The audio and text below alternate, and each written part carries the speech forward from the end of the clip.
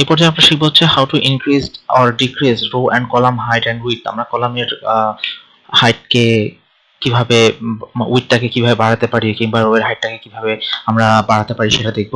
তো আমরা সাধারণত দুইভাবে করতে পারি। একটা হচ্ছে যদি আমি কোনো একটা কলাম বা একটা রোকে যদি শুধুমাত্র ওই রোটাকে যদি একটু বড় করতে চাই, বাকি রোগুলো যদি ছোট থাকতে চাই, সেক্ষেত্রে আমি এভাবে মানে লাইন বরাবর আসলে আমার কার্সারটা একটু চেঞ্জ হয়ে যাচ্ছে, তখন আমি একটু ড্র্যাগ করে এটাকে ক্লিক করে ড্র্যাগ করলে ডান দিকে যদি আমি ড্র্যাগ করি তাহলে এটা বড় হয়ে যাচ্ছে। কিন্তু কি একই সাথে আমার ডান দিকের যে কলামটা আছে বা ডান দিকের যে আমি যে কলামটা ছিল সেটা কিন্তু কি চিকন হয়ে গেছে।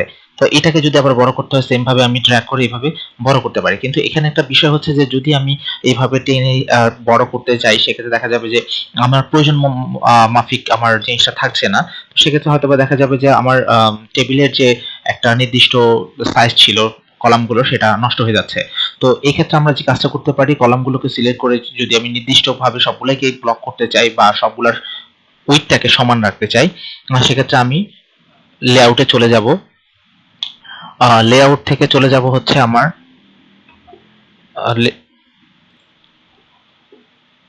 এখান থেকে এই যে উইডথটা আছে এটা হচ্ছে আমার কলামের উইডথটা। এখানে কলামের নির্দিষ্ট কোনো উইডথ নেই। নরমালি যদি আমি একটা কলামে এখান থেকে সিলেক্ট করতেছি আমাকে কিন্তু কি উইডথটা দেখাচ্ছে, আর এখানেও ক্লিক করতেছি এটার উইডথটা হচ্ছে 1.63।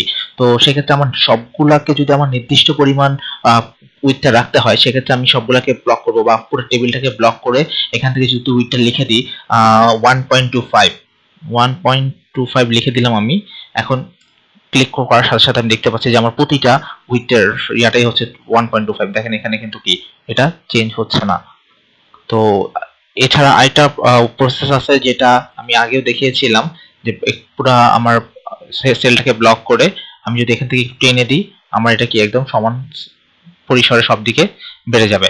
এখানে কিন্তু কি আমার প্রতিটা কলামের বা প্রতিটা সেলের উইথটা কিন্তু সমান আছে। সেম ভাবে যদি আমি হাইটটাকে যদি বাড়াতে চাই সেক্ষেত্রে আমি আমার পুরো টেবিলটাকে ব্লক করব, ব্লক করে এখান থেকে হাইটটা যদি আমি নির্দিষ্ট করে দিতে চাই, ফর এক্সাম্পল হচ্ছে 0.25 আমি 0.25 করে দিলাম। আমার এখানে হাইটটা অটোমেটিক দেখা যাচ্ছে 0.25। আমি একটু বাড়াই দিই তাহলে হয়তো বা ক্লিয়ার বোঝা যাবে।